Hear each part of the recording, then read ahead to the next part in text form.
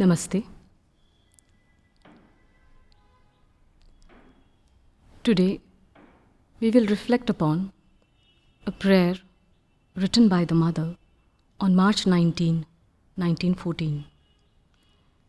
These prayers and meditations are a collection of the Mother's reflections on her own experiences while she was, and they are a record of her own realizations, while she was undergoing her own yogic discipline. She started writing the prayers somewhere in 1912, and according to her, in her own words, she had established the divine within herself by 1911, though the Mother has always been divine, even in her childhood. But she, in the physical form, she established the divine in 1911, and thereafter in 1912, she started writing these prayers. And in 1914, she embarked on the journey to meet the Golden Master Sri Aurobindo. And her prayers, written in March, all are reflecting how she is preparing the earth for this divine, you can say, meeting at Pondicherry. So while her ship is sailing, Kagamaru, her ship, is sailing towards the shore of Pondicherry, and she's approaching that, she has written this prayer. Now, this prayer that we will see here is a universal prayer. It's a wonderful prayer of aspiration and surrender. A prayer where we see a rising towards making the divine law the supreme master of our life. And hence the title, In Thee, By Thee, For Thee, We Live. Man is the most dissatisfied of all creatures. And the more evolved his being becomes, the greater is his dissatisfaction with oneself, with others, and with the world. And then, sooner or later, he realizes that all his pet projects, all his lifelong ambitions, all his workings towards a better life, even fighting for the so-called uplifting causes like eradication of poverty, removal of the barriers, cross-country barriers, and education for all. Of course, these are very important goals, and they do serve a role in the creation. But for the evolved soul, he realizes after some time that this amounts to nothing, and it does not give lasting satisfaction. For the evolved soul, these temporal ideals, moving from one ideal to the other, they lose their glamour and utility after some time. And there begins an unquenchable thirst in him. And this is perhaps the first seeds of aspiration. For some, it may happen very quickly. They don't have to go through all this, lifelong struggle and all. But for many, it happens at similar that I have just narrated like this. So the seeds of aspiration are laid then. And in this prayer, we will see that as usual, the Mother takes us beyond and further beyond and further beyond, like the Vedic rishis. They would be there is a narration in the Upanishads of the Vedic rishis climbing from, it's metaphorical, climbing from hill to hill, then higher summit, yet another higher hill, then down, then again. So the ups and downs, the peaks and valleys of life. And finally, reaching a summit where there is no other choice but to take the ultimate plunge. A step and all is sky and God. So finally, the soul is ready to take the ultimate plunge and leave with only the divine in his heart. So let us read this prayer.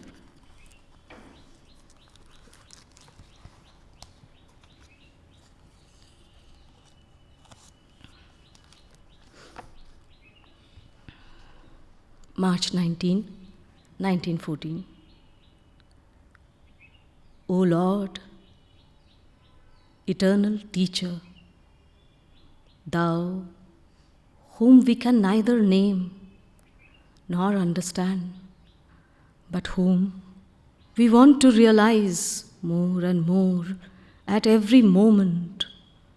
Enlighten our intelligence, illumine our hearts, transfigure our consciousness.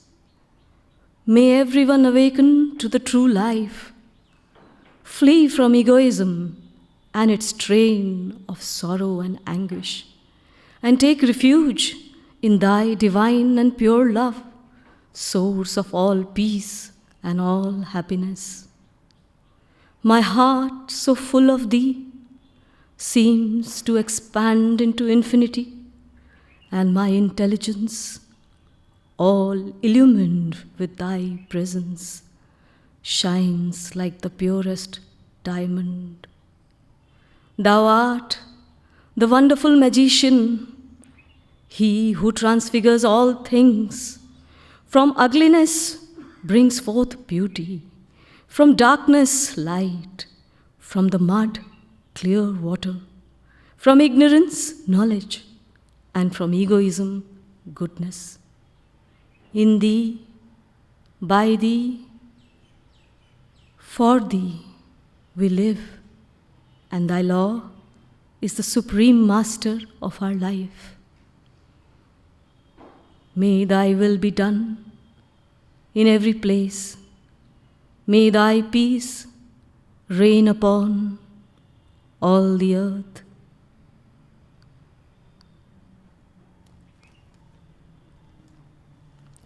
So, as we can see, that this prayer is actually a full package.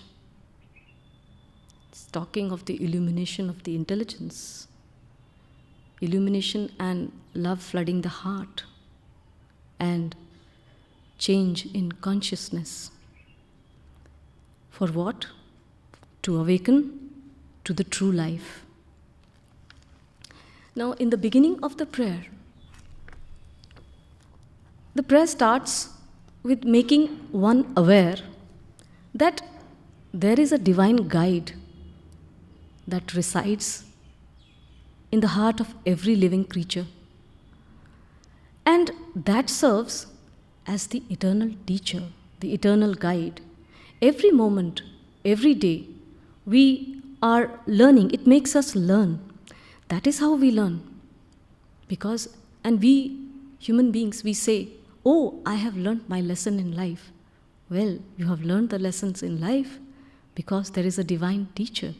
And all teachers, whether it is nature, whether it is situation, whether it is a physical teacher in the human form, all teachers are actually portions of this eternal teacher.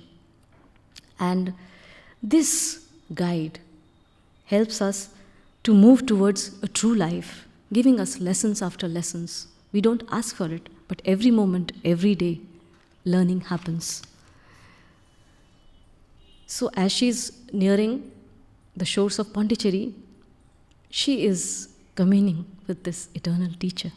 She says, O Lord, eternal teacher, thou whom we can neither name nor understand, but whom we want to realize more and more every moment.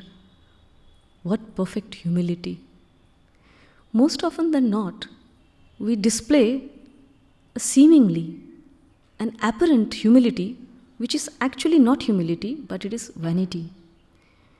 We often hear, we want to get that feeling, oh, he is such an erudite scholar, yet he bows down.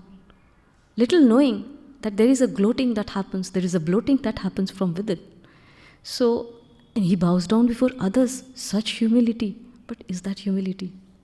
True humility is, how can we understand you, O Lord? Say not that I have possessed him. He, of course, can possess you. But can you do the same to him? Can you ever possess the divine? Say not that I have known thee. We know only what he reveals and makes known to us. Who can know the divine? Who can define the divine except the divine? In Ramcharitmanas, there is a very famous line, So janahi jin Ram janahi. So the humility, how can we ever say We know you, O Lord. That's true humility. For Sri Aurobindo, the mother once said, who can understand Sri Aurobindo? He is as vast as the universe and his teaching is infinite. So, mother, what do we do? She says, the only way to come a little closer to him is by loving him, serving him, and by giving oneself to him with an unreserved surrender. And this is where the surrender will come. He is beyond any name. The divine is beyond any name. He is beyond all names. Yet, he is the nameless one. There is a very beautiful hymn in Bangla. It says, you don't have any form. Tum arup ho. Tum swarup ho. You are in every form. You are form, you are formless. Sagun, nirgun ho. You have all qualities and you are yet without any qualities. You exist. Dayal tum. You are all kindness. Bhayal tum. You are the one who poses those situations which scare us. How can I understand you? What do I really know about you? I only know this much, that you have brought me here and I have to reach you somehow. And only with this faith I move forward. So the divine is all new every moment. Nit nutan, nit naveen. So every moment he is new, newest of the new. And that is his beauty. And his grace, how does he reveal his grace? By a mere word, an act, through the gurgle of a child's laughter, a fragrance in the flower, a stone lying still, waves, breeze, a sudden movement within, a line of poetry. All these are revelations. As they say, the universe reveals or speaks to the one who listens. Hearing is one of our senses, but listening requires consciousness. And this eternal teacher speaks. But it also gives you full freedom for you to speak. You may have seen the same creeper or the same plant for many days. Yet, in a revelatory moment, you see it very differently. The same tree, the same plant. The words, lyrics of a song you have been humming over the years, suddenly it strikes you. What profound lyrics.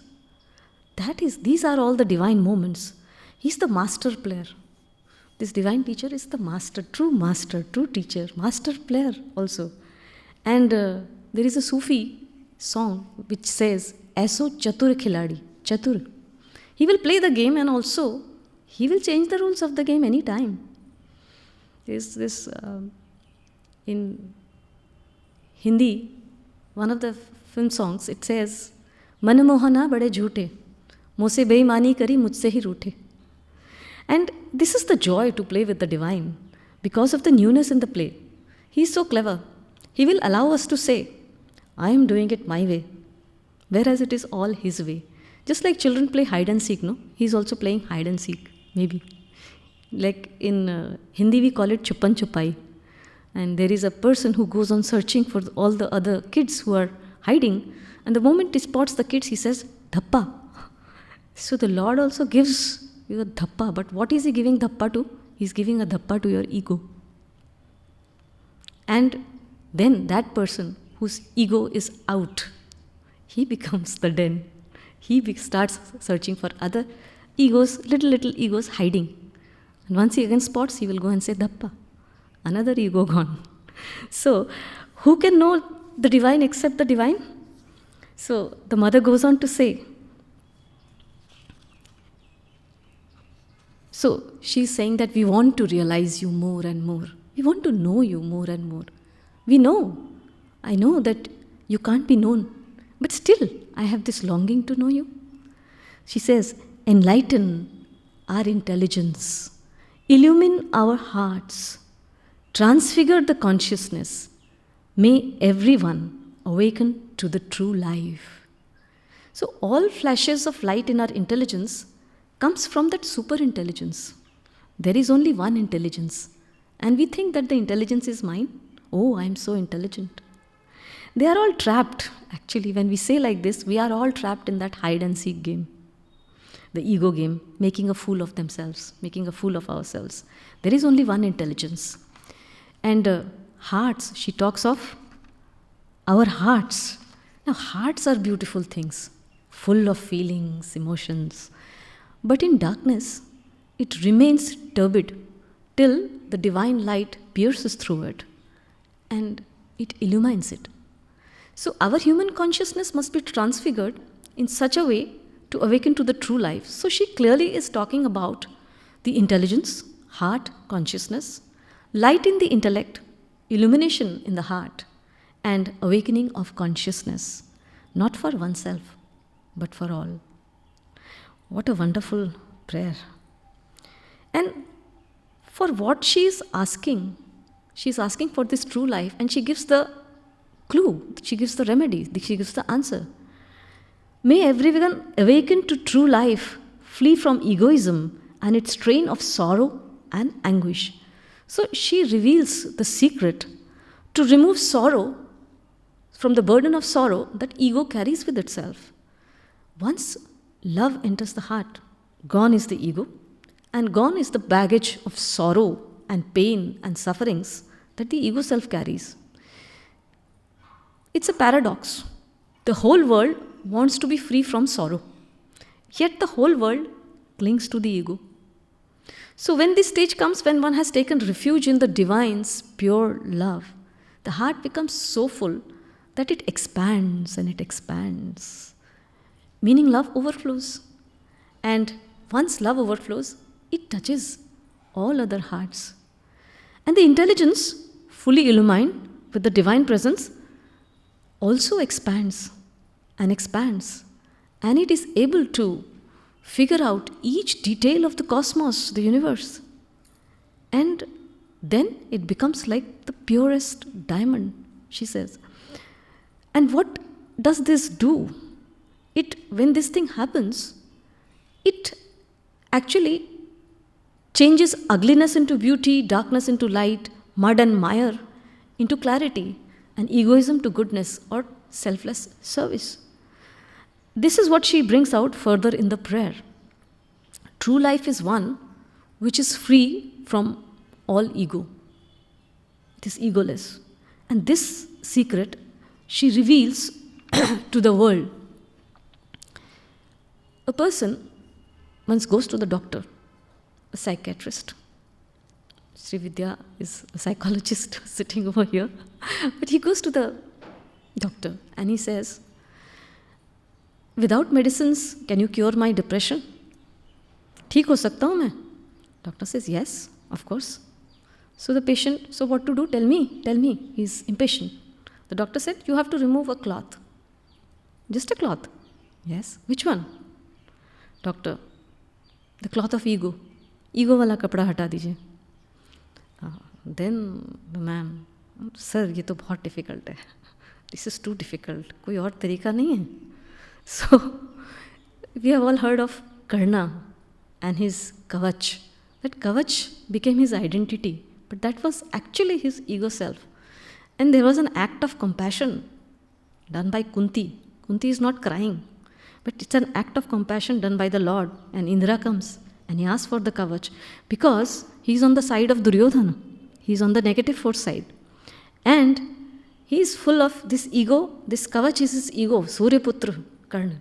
So it is taken off. So the Lord makes him take it off so that at least in a battle, in a dharma yudh, in a battle of Kurukshetra, he can die a glorified death, removing his ego. The story is actually a story of the divine compassion, how he removes the ego. So the armor of ego gone, and between the self, and it is a sure shot, you can say, certitude that the divine victory is there. So each, Sri Aurobindo writes, each insincerity of thy nature, once a defense against the eye of the master and the light of the ideal, becomes a gap in thy armor and becomes a blow. So armor of ego needs to be taken off, and the path to do this is what the mother says now. And take refuge in thy divine and pure love, source of all peace and all happiness. So the Lord is my refuge. His love is with all. Even the worst may happen, yet you are my refuge. And that is all that matters actually. To live for the divine, to love the divine. And that gives lasting peace and happiness. If we don't have this love, and if we don't open to this love, we may have everything in life, all good situations, all good relationships, everything around us, hale and hearty, yet we will not be satisfied. So one can figure out the difference. The armies of Rama, Lord Rama and Ravana, what is the difference? In Rama's army, there are these big giant monkeys who don't know anything, they are not knowledgeable, they are not erudite scholars like Ravana, yet they know that Ram is God. And they offer their services. They are also very mighty, full of power, yet they offer their services in all humiliation to and in all surrender to the Lord. Now Ravana, he is an erudite scholar and he has a very fashionable image of the deity, of the divine. He thinks he has this idea, he may be God, but he looks like human, so let me conquer him. So that is the difference. Finally, what happens? The Lord takes away his ego. This ego also is there. And finally, whatever may have been depicted in the TV, in ZTV and all, but this Ravana, he surrenders. Only when he surrenders, he is able to realize the Lord.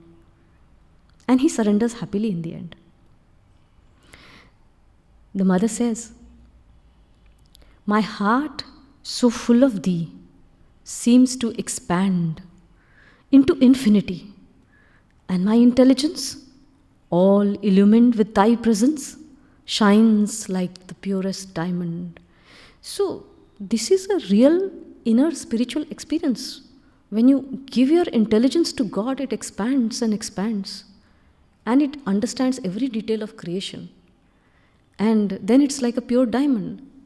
Diamond, the purest crystal diamond, even a small streak of light falling on it, the moment it enters the crystal, what comes out? The light scatters and there is an illumination. And this illumination is not only restricted to the diamond, it is all around. And that is the purity of, that is why the mother in few of the prayers she has talked of becoming purest of the diamond. In diamond, even if there is a small atom of any other element, the color changes. It is not that white, pure white, glittery. Okay? So mother is always talking of, so not even an iota of ego. And then only one can become the true instrument of the divine. And that is when the true life begins for all. One may say to the Lord, I think I have a great idea. What do you think? What do you think of my reviews? I have this idea. The Lord will say, okay, nice idea. Keep it to yourself. But to the one who says, Lord, I don't know. You give me that light for your work. And you will see what the intelligence, how the intelligence expands and what is possible through that intelligence. It is unimaginable. Same thing happens with the heart also. Overflowing and then expanding. And universally, it touches every other person around. It touches not only people, it touches even the inanimate objects. For the mother, Sri Aurobindo has said, a wonderful mother of unnumbered souls. When this thing happens, when the intelligence expands, when the love is overflowing, then sab apne ban jate hain. Everybody becomes your own. It's like a family then. Yesterday, I was attending this Yes talk, and there was a very nice quotation which said, there are no others.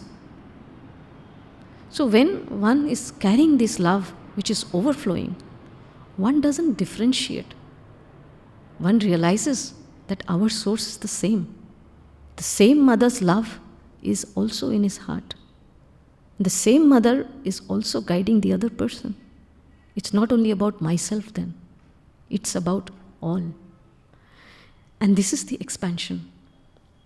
जब हम बच्चे थे, when we were kids, we used to hear this song, no? फूल हैं अनेक किंतु माला फिर एक है.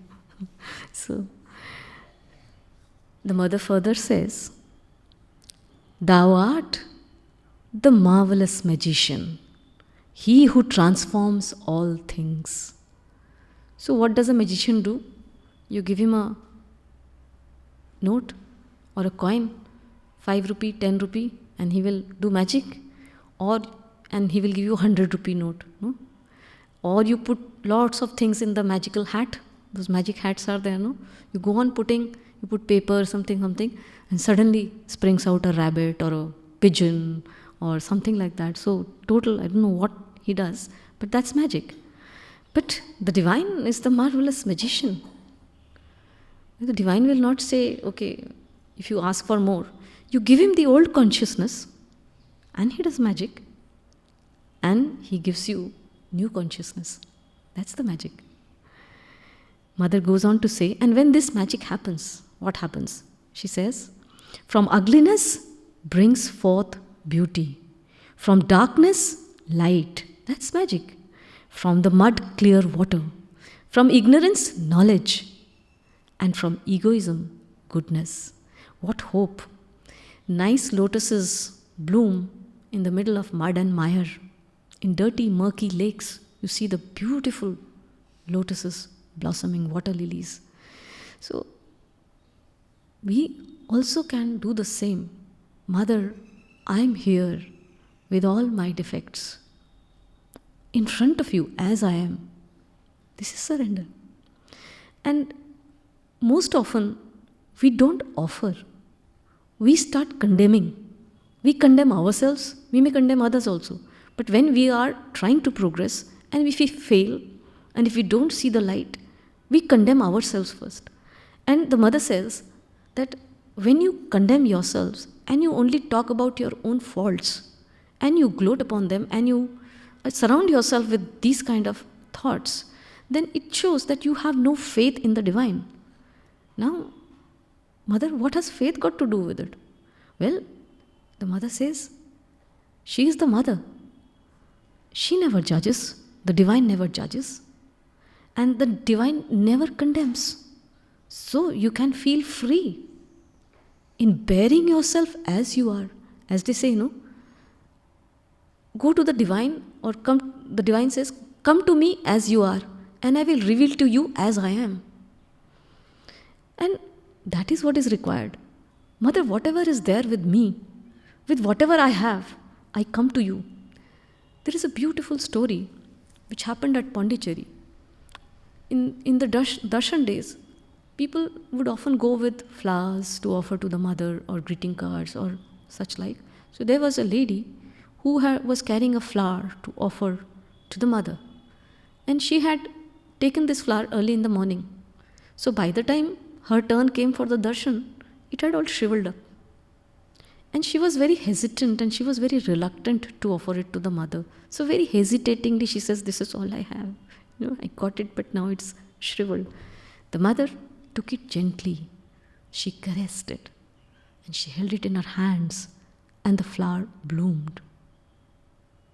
So the mother says, doesn't matter. You come to me as you are, with whatever you have. Doesn't matter. I'll make it blossom. I'll make it bloom. Then she says, from darkness, beauty, from darkness, light. When everything around us, those horrible situations where we are surrounded by the pallor of gloom and depression, and where we don't find, it's pitch dark around us. And but if we know at that moment also, if we know when the end seems very near, if we know how to call and say, Ma, it becomes a tunnel at the end of which you see light. And it is like a shortcut to heaven's gates. And you emerge from it. You call mother. It is not possible. It is impossible that she will not come. ऐसा हो ही नहीं सकता. If you call the mother, she will come. And then, because she is the greatest alchemist. Sri Aurobindo says the spirit's alchemist energy is hers, and this is the energy. This is her energy. This is her grace. And she is always beside you. Here, we follow the concept of prasad and charanamrit, right? Water from any source. We don't know whether it is RO water or distilled water or whatever. We offer it to the divine, and we believe that it is purified now, and we sip it with, it's a gesture where you are taking in something that the divine is giving you now. We don't say then that, oh, this is dirty water or we should not be taking bacteria. We don't say. We take it with faith. And prasad also. We offer food to the divine and then we consume it. This bhajan is there, no? Meera bhajan. Zahar ka pyala rana ne bheja, peevat meera hansi re. This is it. From, murky water, clarity will come. So wherever there is, all this is the divine action. So how do we recognize this? The only way to recognize this is that we offer, we open, and then only we can see the divine action. So there is a personal effort definitely required. Then Mother goes on to give the Maha Mantra, the mega mantra. In thee, by thee, for thee, we live, and thy law is the supreme master of our life. So to live in the divine is the supreme security. Nothing will happen. If you have taken refuge in the divine, if you are in the divine, you say, you are surrounding me. Oh, Mother, you have surrounded me. Surround me. After that, there is no fear. She will take you. Nothing can touch you then.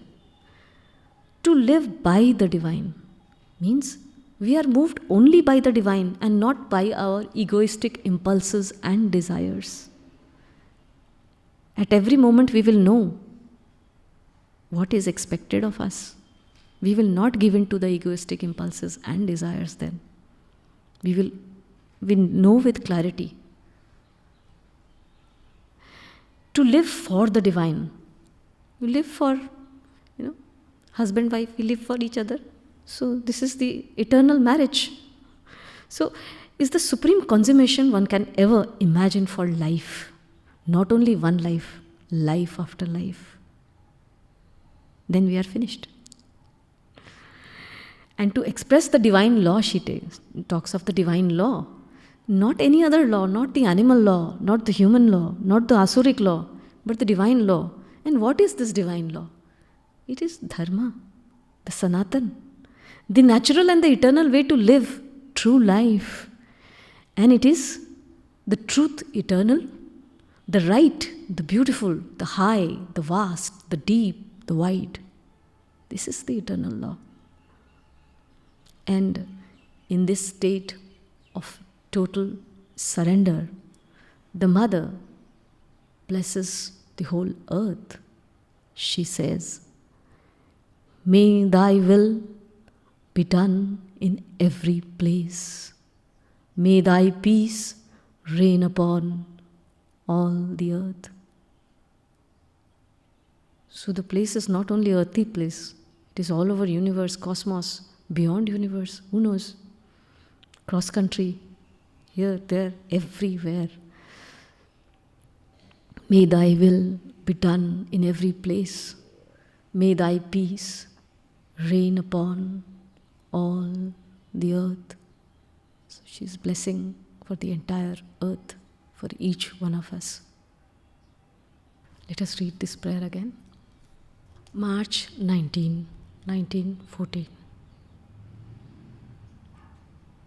O Lord, eternal teacher, thou whom we can neither name nor understand, but whom we want to realize more and more at every moment. Enlighten our intelligence, illumine our hearts, transfigure our consciousness. May everyone awaken to the true life, flee from egoism and its train of sorrow and anguish, and take refuge in thy divine and pure love, source of all peace and all happiness. My heart, so full of thee, seems to expand into infinity, and my intelligence, all illumined with thy presence, shines like the purest diamond. Thou art the wonderful magician, he who transfigures all things. From ugliness brings forth beauty, from darkness light, from the mud clear water, from ignorance knowledge, and from egoism goodness. In thee, by thee, for thee, we live, and thy law is the supreme master of our life. May thy will be done in every place. May thy peace reign upon all the earth. When one goes through these prayers and meditations, so yes, in each prayer, the Mother takes us beyond and beyond. I talked of the Vedic rishis and climbing summit after summit. But as one reads these prayers and meditations, one finds these hills and peaks and this kind of a up and down. Even in these prayers, there is a pattern one can find. There are prayers written by the Mother early, somewhere 1912, 1913, and similar prayers have been written by her towards the later half of this collection. But we see this pattern and how she has scaled these summits, reaching summit after summit. And one wonders what summit the Mother and Sri Aurobindo must have reached to take that ultimate plunge in their physical forms, when one step and all is sky and God. They themselves are divine.